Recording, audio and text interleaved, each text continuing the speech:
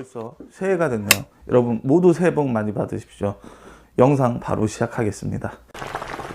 진짜가 될 뉴스 4가지를 여러분께 소개할까 합니다. 아무리 제가 기사나 아티클에 근거해서 사실을 말해도 가짜뉴스라고 하는 왼쪽 친구들이 너무 많아서 그들을 위해서 정말 제대로 된 뉴스를 하나 준비했습니다. 사실을 말하는 사람에게 함부로 가짜뉴스라고 얘기하면 어떻게 되는지 이번 기회에 확실하게 보여드리겠습니다. 저만 불쾌한 게 아니라 우리 곰돌이도 같이 불쾌합니다. 그래서 더 못 참겠어요. 이 영상을 여러분의 SNS로 공유할 필요가 있습니다. 시작합니다. 첫 번째 뉴스입니다. 그가 감옥에 갑니다. 혐의는 너무 많지만 그중 대표적 혐의는 바로 국가보안법 위반입니다. 오랜 기간 검찰은 문모 씨를 추적 관찰하고 있었고 김정은의 지령을 받고 행동하는 모습과 중국과 러시아를 통해 북한으로 물질적인 지원을 하는 것이 확인되어 결국 혐의를 피할 수 없게 되었습니다. 문모 씨는 처음 본인은 절대 간첩이 아니라고 완강히 거부했지만 국정원 직원이 김정은의 사진을 손가락으로 가르치며 어떤 관계인지 묻자 허허 경애하는 최고領導자 김정은 동지의 사진을 손가락으로 가르치네?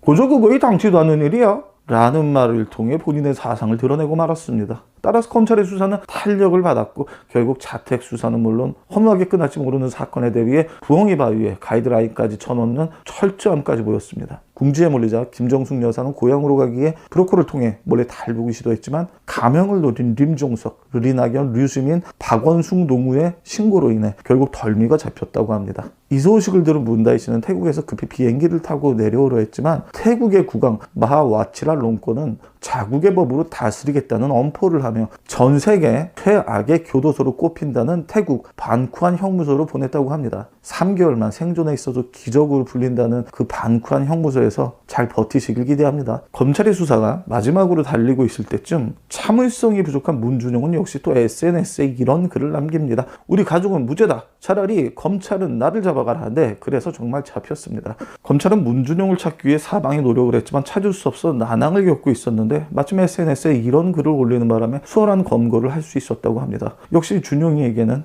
SNS가 정답이네요. 아직 4개의 소식이 더 남았습니다. 여러분 혹시 재밌으시다면 구독과 좋아요를 추천하는데 어떻게 생각하시나요? 두 번째 뉴스입니다. 문모 씨 내외는 양산의 한 시골 마을에 산에서 볕이 잘 들고 양지 바른 묘를 알아보기 시작합니다. 늦었지만 본인의 분수를 알아가기 시작하는 거죠. 물론 국가보안법 위반 혐의로 출소 8년 뒤의 일입니다. 이 모습은 합장을 할지 분장을 할지 의논하는 장면 같은데 부부 사이가 더 좋아진 것 같습니다. 문모 씨께서 요청사항으로 남긴 말은 북쪽이 더 잘 보이게끔 묘자리를 만들어 달라고 전해집니다. 국가의 교정시설로 보내도 변할 수 없는 것이 있긴 있나 봅니다. 세 번째 뉴스입니다. 이 책은 실제로 일본에서 얼마 전 발간된 책이기도 합니다. 한글로 직역하면 문모 씨는 일본에게 최고의 대통령이라는 책이죠. 책의 내용을 알려드리자면 문모 씨의 무능함 때문에 오히려 한국의 역대 대통령의 평가가 높아지고 있고 그리고 일본 경제는 점점 더 좋아지고 있다는 내용입니다. 실제로 일본은 지금 대학을 졸업한 청년들의 취업률이 98%까지 올라가고 있는 상태죠. 하지만 반대로 대한민국의 징병 대상자 현역 판정 비율은 98%로 청년들의 미래만 빼앗고 있죠. 정말 이 부분까지는 실제 뉴스입니다. 이제 앞으로의 뉴스를 말씀드릴 차례네요.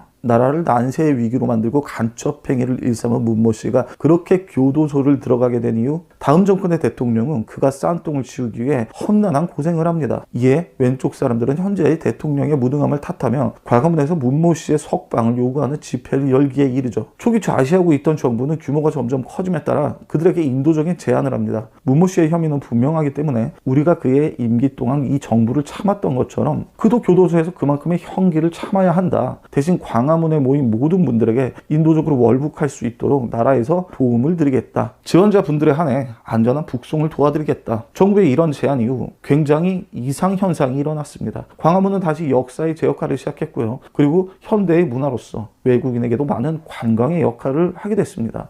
월북을 지원한 사람은 있냐고요? 그 역시도 굉장히 신기합니다. 우리가 흔히 문모 씨를 지지하는 사람은 평화를 중히 여기는 줄 알았는데 막상 기회를 주니까 광화문은 깨끗해질 뿐 월북자의 지원은 단 한 명도 없는 것으로 밝혀졌습니다. 그리고 또 하나, 갑자기 일본 제품의 구매율이 굉장히 상승했습니다. 덕분에 한국과 일본 모두 경제적 안녕을 할 수 있었고 이웃국가로서 우호적인 관계로 돌아올 수 있는 그런 좋은 기회가 되었습니다. 아쉽지만 벌써 4번째 뉴스입니다. 어떤 뉴스가 기다릴까요? 개인적으로 좋은 뉴스이길 한번 기대해 봅니다. 북한이 도발을 멈춥니다. 어떻게 그것이 가능하냐? 트럼프의 경고, 유엔 안보리의 제재, 시진핑의 손절에도 그렇게 눈 하나 깜빡하지 않던 김정은이 단지 정권이 바뀐다고 도발을 멈춘다? 이건 희망 뉴스가 아니라 정말 미래에 가능한 뉴스입니다. 당연히 북한은 핵을 계속 개발합니다. 하지만 더 이상 돈이 없는 겁니다. 북한이 핵을 개발할 수 있던 핵심에는 김대중, 노무현, 문재인 정권의 엄청난 지원이 있었습니다. 하지만 오른쪽에서 계속 정권을 이어잡아 나가면서 도발하면 돈으로 주던 시절은 다 가게 되는 거죠. 북한으로 갈 돈 오히려 대한민국의 국방력에 투자합니다. 자연히 국방력에 대한 차이를 느끼는 김정은은 전 세계에서 주목받던 문제가 아니라 골목대장 김정은으로 추락하게 되는 거죠. 문모 씨의 지원으로 그간 기쁨조에 속옷 38억씩이나 쓰던 김정은은 앞으로도 계속 그렇게 쓸 수 있을까요? 그랬다간 북한 주민들이 총알바지가 되는 한이 있더라도 쿠데타를 일으킬지도 모르겠죠.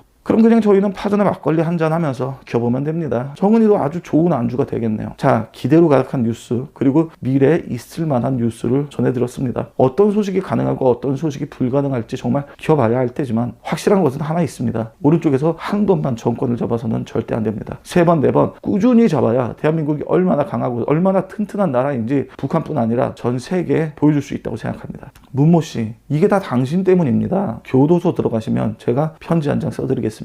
우리 펜팔 친구 해요.